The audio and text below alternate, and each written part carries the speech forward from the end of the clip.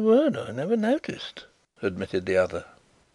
"Parkinson would have noticed," was the severe comment. "I am not Parkinson," retorted Mr. Carlyle with asperity. "And strictly as one dear friend to another, Max, permit me to add that while cherishing an unbounded admiration for your remarkable gifts, I have the strongest suspicion that the whole incident is a ridiculous mare's nest, bred in the fantastic imagination of an enthusiastic criminologist." Mr. Carrados received this outburst with the utmost benignity. "Come and have a coffee, Louis," he suggested. "Mehmed's is only a street away." Mehmed proved to be a cosmopolitan gentleman from Mocha, whose shop resembled a house from the outside and an Oriental divan when one was within. A turbaned Arab placed cigarettes and cups of coffee spiced with saffron before the customers, gave salaam, and withdrew.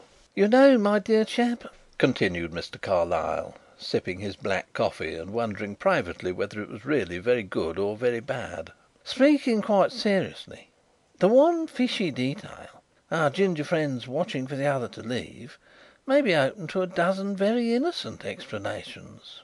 "So innocent that to morrow I intend taking a safe myself." "You think that everything is all right?" "On the contrary, I am convinced that something is very wrong." "Then why "I shall keep nothing there, but it will give me the entrée. I should advise you, Louis, in the first place, to empty your safe with all possible speed, and in the second, to leave your business card on the manager." Mr. Carlyle pushed his cup away, convinced now that the coffee was really very bad.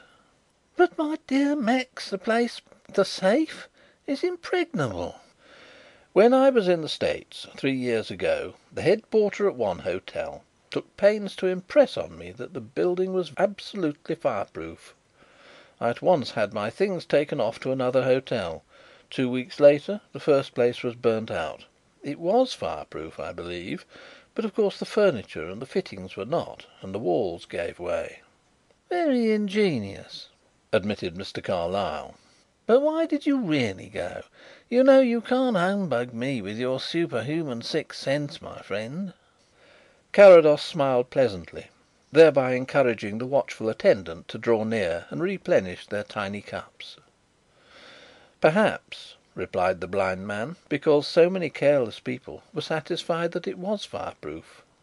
"Aha! There you are. The greater the confidence, the greater the risk. But only if your self confidence results in carelessness. Now, do you know how this place is secured, Max?" "I am told that they lock the door at night," replied Carrados, with bland malice.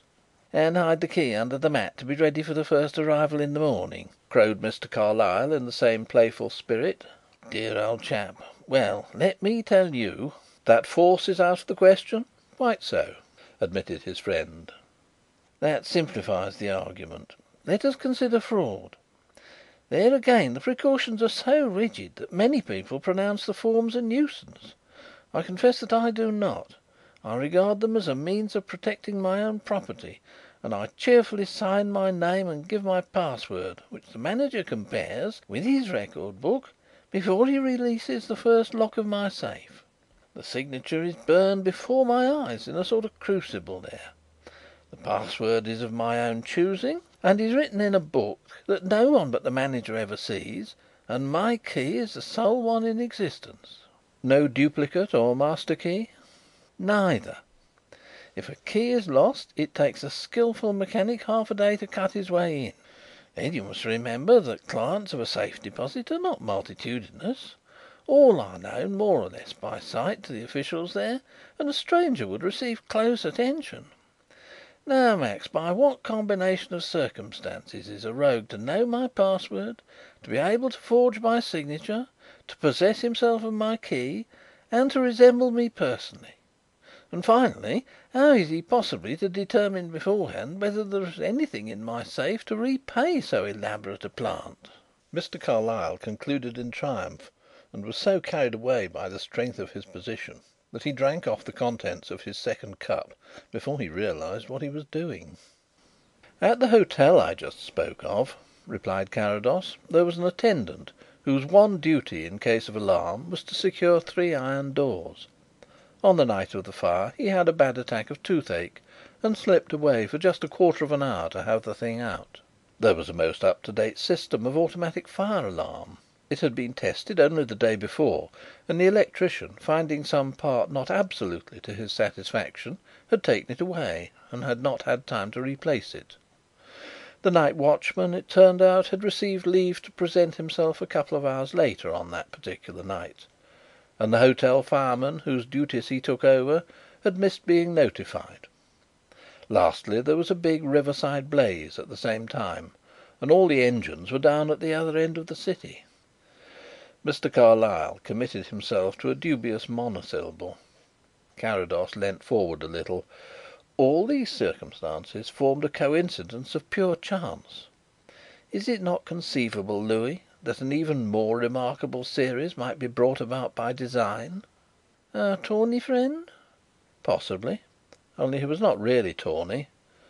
Mr. Carlyle's easy attitude suddenly stiffened into rigid attention. "He wore a false moustache." "He wore a false moustache!" repeated the amazed gentleman. "And you cannot see? No, really, Max, this is beyond the limit." "If only you would not trust your dear blundering old eyes so implicitly, you would get nearer that limit yourself," retorted Carrados. "The man carried a 5-yard aura of spirit gum, emphasised by a warm, perspiring skin. That inevitably suggested one thing. I looked for further evidence of making up, and found it. These preparations all smell. The hair you described was characteristically that of a wig, worn long to hide the joining and made wavy to minimise the length. All these things are trifles. As yet we have not gone beyond the initial stage of suspicion. I will tell you another trifle. When this man retired to a compartment with his deed box, he never even opened it. Possibly it contained a brick and a newspaper. He's only watching." "Watching the bookmaker?" "True, but it may go far wider than that. Everything points to a plot of careful elaboration." "Still, if you are satisfied " "I am quite satisfied," replied Mr. Carlyle gallantly. "I regard the safe almost as a national institution, and as such I have an implicit faith in its precautions against every kind of force or fraud." So far Mr. Carlyle's attitude had been suggestive of a rock, but at this point he took out his watch, hummed a little to pass the time, consulted his watch again, and continued: "I'm afraid that there were one or two papers which I overlooked. It would perhaps save me coming again to morrow if I went back now." "Quite so," acquiesced Carrados with perfect gravity. "I will wait for you." For 20 minutes he sat there, drinking an occasional tiny cup of boiled coffee, and to all appearance placidly enjoying the quaint atmosphere which Mr. Mehmed had contrived to transplant from the shores of the Persian Gulf. At the end of that period Carlyle returned, politely effusive about the time he had kept his friend waiting, but otherwise bland and unassailable. Anyone with eyes might have noticed that he carried a parcel of about the same size and dimensions as the deed box that fitted his safe. The next day Carrados presented himself at the safe deposit as an intending renter. The manager showed him over the vaults and strong rooms, explaining the various precautions taken to render the guile or force of man impotent, the strength of the chilled steel walls, the casing of electricity resisting concrete, the stupendous isolation of the whole inner fabric on metal pillars, so that the watchman, while inside the building, could walk above, below, and all round the outer walls of what was really, though it bore no actual relationship to the advertising device of the front, a monstrous safe. And finally, the arrangement which would enable the basement to be flooded with steam within 3 minutes of an alarm. These details were public property. The safe was a show place, and its directors held that no harm could come of displaying a strong hand. Accompanied by the observant eyes of Parkinson, Carrados gave an adventurous but not a hopeful attention to these particulars. Submitting the problem of the tawny man to his own ingenuity, he was constantly putting before himself the question: how shall I set about robbing this place? and he had already dismissed force as impracticable. Nor, when it came to the consideration